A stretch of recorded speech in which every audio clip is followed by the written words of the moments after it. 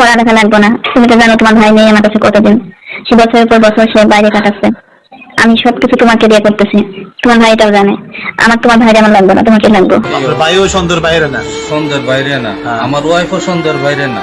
দর্শক, ব্রাহ্মণবাড়িয়ার শিশু ময়না হত্যাকাণ্ডে এবার ফাঁস হয়েছে এমন এক কল রেকর্ড যা বদলে দিতে পারে পুরো মামলার গতিপথ। এই কল রেকর্ডে শোনা গেছে মা ও চাচার কথোপকথন, যেখানে তারা একটি সমস্যা দূর করার পরিকল্পনা করছিল, আর সেই সমস্যাটি ছিল ময়না। ভিডিওটি শেষ পর্যন্ত না দেখে গেলে আপনি পুরো ঘটনা বুঝতে পারবেন না, তাই এক সেকেন্ডও স্কিপ না করে ভিডিওটি দেখুন, কারণ এবার জানা গেছে এমন সব তথ্য যা গোপন রাখা হচ্ছিল এতদিন। দর্শক, ঘটনাটি ঘটেছে ব্রাহ্মণবাড়িয়ার সরাইল উপজেলার শাহবাজপুর ইউনিয়নে। মাদ্রাসা ছাত্রী, পঞ্চম শ্রেণীর শিক্ষার্থী মাইমুনা আক্তার ময়না, যার জীবনের যবনিকা টানা হয় নৃশংসভাবে। 6 জুলাই সকাল থেকেই নিখোঁজ ছিল সে। পরদিন 7 জুলাই সকালে তার বিবস্ত্র মরদেহ পাওয়া যায় গ্রামের একটি মসজিদের 2য় তলার কক্ষে। মরদেহে ছিল নির্যাতনের স্পষ্ট চিহ্ন। প্রাথমিকভাবে ধর্ষণের পর হত্যা করা হয়েছে বলে সন্দেহ পুলিশের। এই মর্মান্তিক ঘটনায় সেদিনই গ্রেফতার করা হয় মসজিদের ইমাম হামিদুল ইসলাম ও মুয়াজ্জিম সাইয়েদুল ইসলামকে, এবং 9 জুলাই আদালত তাদের রিমান্ড মঞ্জুর করে। ইমামকে 3 দিন এবং মুয়াজ্জিমকে 2 দিন। তবে এখানেই ঘটনার মোড় নেয় এক নতুন দিকে। পুলিশ জানায় রিমান্ডে পাওয়া তথ্য তদন্তে অগ্রগতি এনেছে। তবে এমন সময়ে ফাঁস হয় এক কল রেকর্ড, যা ঘিরে গোটা এলাকায় শুরু হয় তীব্র বিতর্ক।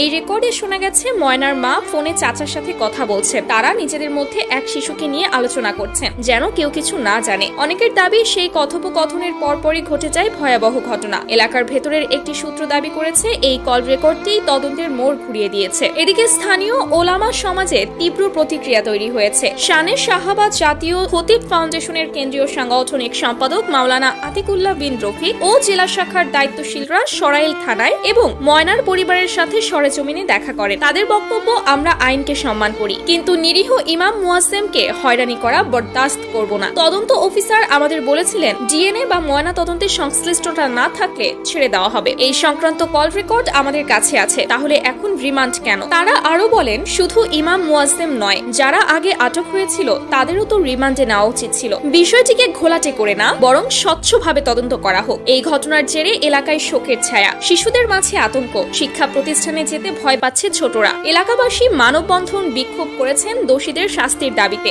বাদীপক্ষের আইনজীবী অ্যাডভোকেট নুরুজ্জামান লস্কর তোপো বলেন, এই নৃশংস হত্যাকাণ্ডে যারা জড়িত তাদের সর্বোচ্চ শাস্তির দাবিতে আমরা কাজ করছি। পরিবার যেন ন্যায় বিচার পায়, সে লক্ষ্যেই আমরা আছি। দর্শক, ঘটনা যত সামনে আসছে ততই বিভক্ত হয়ে পড়ছে স্থানীয় জনমত। শাহবাজপুর ইউনিয়নে গিয়ে দেখা গেছে গ্রামের অনেকেই সরাসরি দাবি করছেন ময়নার মা নিপা বেগমই এই ঘটনার মূল হোতা। তাদের ভাষায়, একজন মা যেভাবে ঠান্ডা মাথায় মেয়েকে মেরে ফেলতে পারে তা ভাবলেও গা শিউরে ওঠে। তারা বলছেন মেয়ের অপরাধ ছিল শুধু একটাই, অবৈধ সম্পর্ক দেখে ফেলা, আর তাই তাকে চিরদিনের মতো চুপ করিয়ে দেওয়া হয়েছে। কিন্তু দর্শক, এটুকুতেই শেষ নয়। আরেকটি বড় অংশ বলছে পুরো বিষয়টি আসলে সাজানো মিডিয়া ট্রায়াল। তারা বলছেন আসল অপরাধীরা যাতে ধরা না পড়ে তাদের রক্ষা করতেই এখন ময়নার মাকে সামনে আনা হচ্ছে। তার বিরুদ্ধে নানা তথ্য ফাঁস করানো হচ্ছে, গল্প বানানো হচ্ছে, আর সামাজিকভাবে হেয় করা হচ্ছে। এই পক্ষের দাবি, প্রকৃত অপরাধী হয়তো এমন কেউ যার অনেক প্রভাব বা পরিচয় আছে। তাই মামলার দৃষ্টি ঘোরাতে, সবার চোখ সরাতে একজন নারীকে সহজ টার্গেট বানানো হচ্ছে। তাদের কথায় আমরা কেউই জানি না ময়নার মা দোষী কিনা, কিন্তু সামাজিকভাবে তাকে ইতোমধ্যেই খুনি বলে দেওয়া হয়েছে,